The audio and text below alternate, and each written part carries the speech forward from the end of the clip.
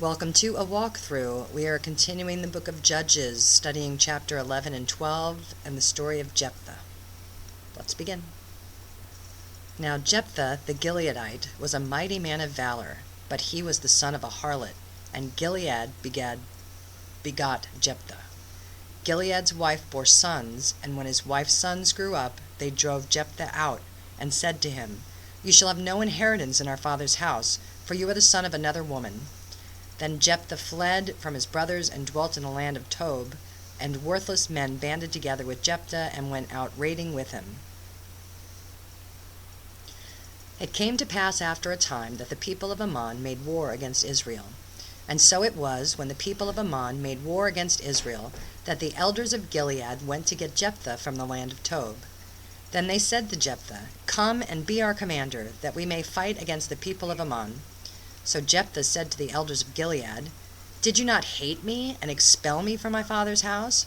Why have you come to me now when you are in distress?" And the elders of Gilead said to Jephthah, "This is why we have turned again to you now, that you may go with us and fight against the people of Ammon, and be our head over all the inhabitants of Gilead." So Jephthah said to the elders of Gilead, "If you take me back home to fight against the people of Ammon, and the Lord delivers them to me, shall I be your head?"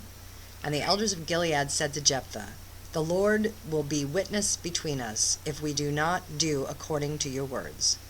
Then Jephthah went with the elders of Gilead, and the people made him head and commander over them. And Jephthah spoke all his words before the Lord in Mizpah. Now Jephthah sent messengers to the king of the people of Ammon, saying, "What do you have against me, that you have come to fight against me in my land?" And the king of the people of Ammon answered the messengers of Jephthah, "Because Israel took away my land when they came up out of Egypt, from the Arnon as far as the Jabbok, and to the Jordan, now therefore restore those lands peaceably." So Jephthah again sent messengers to the king of the people of Ammon, and said to him, "Thus says Jephthah, Israel did not take away the land of Moab, nor the land of the people of Ammon. For when Israel came up from Egypt, they walked through the wilderness as far as the Red Sea, and came to Kadesh. Then Israel sent messengers to the king of Edom, saying, "Please let me pass through your land." But the king of Edom would not heed. And in like manner they sent to the king of Moab, but he would not consent. So Israel remained in Kadesh. And they went along through the wilderness, and bypassed the land of Edom and the land of Moab, came to the east side of the land of Moab, and encamped on the other side of the Arnon. But they did not enter the border of Moab, for the Arnon was the border of Moab. Then Israel sent messengers to King Sihon of the Amorites, king of Heshbon, and Israel said to him, "Please let us pass through your land into our place." But Sihon did not trust Israel to pass through its territory, so Sihon gathered all his people together, encamped in Jahaz, and fought against Israel. And the Lord God of Israel delivered Sihon and all his people into the hand of Israel, and they defeated them. Thus Israel gained possession of all the land of the Amorites who inhabited that country. They took possession of all the territory of the Amorites, from the Arnon to the Jabbok, and from the wilderness to the Jordan. And now the Lord God of Israel has dispossessed the Amorites from before his people Israel. Should you then possess it? Will you not possess whatever Chemosh your God gives you to possess? So whatever the Lord our God takes possession of before us, we will possess. And now, are you any better than Balak, the son of Zippor, king of Moab?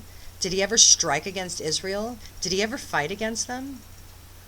While Israel dwelt in Heshbon and its villages, in Aroer and its villages, and in all the cities along the banks of the Arnon, for 300 years, why did you not recover them within that time? Therefore I have not sinned against you, but you wronged me by fighting against me. May the Lord, the judge, render judgment this day between the children of Israel and the people of Ammon. However, the king of the people of Ammon did not heed the words which Jephthah sent him. Then the Spirit of the Lord came upon Jephthah, and he passed through Gilead and Manasseh, and passed through Mizpah of Gilead, and from Mizpah of Gilead he advanced toward the people of Ammon. And Jephthah made a vow to the Lord, and said, "If you will indeed deliver the people of Ammon into my hands, then it will be that whatever comes out of the doors of my house to meet me, when I return in peace from the people of Ammon, shall surely be the Lord's, and I will offer it up as a burnt offering." Not a good vow. So Jephthah advanced toward the people of Ammon to fight against them, and the Lord delivered them into his hands. And he defeated them from Aroer as far as Minnith, 20 cities, and to Abel Keramim, with a very great slaughter. Thus the people of Ammon were subdued before the children of Israel. When Jephthah came to his house at Mizpah, there was his daughter, coming out to meet him with timbrels and dancing, and she was his only child. Besides her he had neither son nor daughter. And it came to pass, when he saw her, that he tore his clothes, and said, Alas, my daughter, you have brought me very low. You are among those who trouble me, for I have given my word to the Lord, and I cannot go back on it. So she said to him, My father, if you have given your word to the Lord, do to me according to what has gone out of your mouth, because the Lord has avenged you of your enemies, the people of Ammon. Then she said to her father, Let this thing be done for me. Let me alone for 2 months, that I may go and wander on the mountains and bewail my virginity, my friends and I. So he said, Go. And he sent her away for 2 months, and she went with her friends and bewailed her virginity on the mountains. And it was so at the end of 2 months that she returned to her father, and he carried out his vow with her, which he had vowed. She knew no man. And it became a custom in Israel that the daughters of Israel went 4 days each year to lament the daughter of Jephthah the Gileadite. Then the men of Ephraim gathered together, crossed over toward Zaphon, and said to Jephthah, Why did you cross over to fight against the people of Ammon, and did not call us to go with you? We will burn your house down with you on you with fire. And Jephthah said to them, My people and I were in a great struggle with the people of Ammon, and when I called you, you did not deliver me out of their hands. So when I saw that you would not deliver me, I took my life in my own hands and crossed over against the people of Ammon. And the Lord delivered them into my hand. Why then have you come up against me this day to fight? Now Jephthah gathered together all the men of Gilead and fought against Ephraim. And the men of Gilead defeated Ephraim, because they said, You Gileadites are fugitives of Ephraim among the Ephraimites and among the Manassites. The Gileadites seized the fords of the Jordan before the Ephraimites arrived. And when any Ephraimite who escaped said, Let me cross over, the men of Gilead would say to him, Are you an Ephraimite? If he said no, then they would say to him, Then say Shibboleth. And he would say Sibboleth, for he could not pronounce it right. Then they would take him and kill him at the fords of the Jordan. There fell at that time 42,000 Ephraimites. And Jephthah judged Israel 6 years. Then Jephthah the Gileadite died, and was buried in among the cities of Gilead. After him, Ibzan of Bethlehem judged Israel.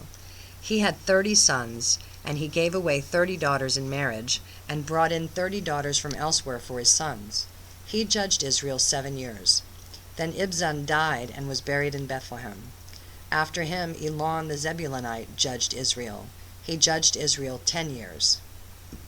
And Elon the Zebulunite died, and was buried at Aijan, in the country of Zebulun. After him, Abdon the son of Hillel, the Parathionite, judged Israel. He had 40 sons and 30 grandsons, who rode on 70 young donkeys. He judged Israel 8 years. Then Abdon the son of Hillel, the Parathionite, died, and was buried in Pirathon, in the land of Ephraim, in the mountains of the Amalekites. That's the end of this very disturbing portion, and see you next time. Shalom, shalom.